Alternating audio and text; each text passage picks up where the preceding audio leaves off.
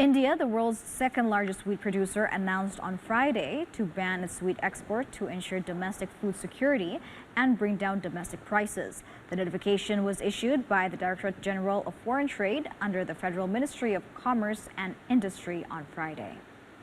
According to the notification, the decision was made due to a high inflation in the country brought by the rising grain prices and food security due to the Russia-Ukraine conflict.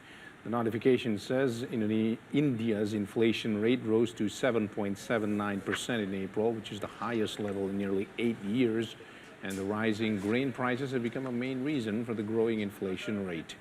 Data showed India's food inflation rate rose to a 17-month high of 8.38% in April, up from 7.68% in March.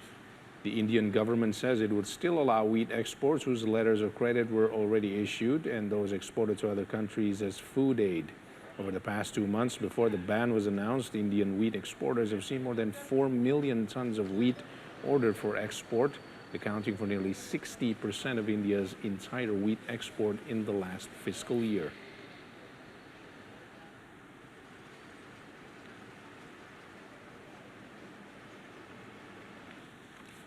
Dozens of demonstrators in Istanbul joined a protest on Sunday against Russia's military invasion of Ukraine and the siege by Russian forces of the Azovstal steel plant in Mariupol.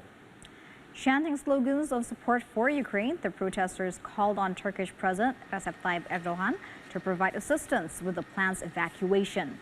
Aliya Husseinova, a member of Ukrainian diaspora in Turkey, also called on human rights organizations and world governments to recognize the dire humanitarian situation in the plant and offer help to its defenders.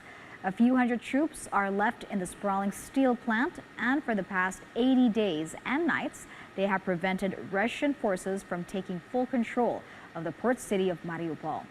Ukrainian Deputy Prime Minister Irina Vereshchuk says authorities were negotiating the evacuation of 60 severely wounded troops at the steelworks.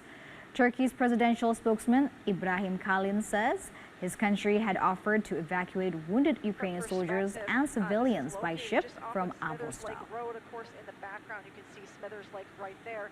Even though the fire is out, we also noticed there's quite a few fire trucks and an ambulance.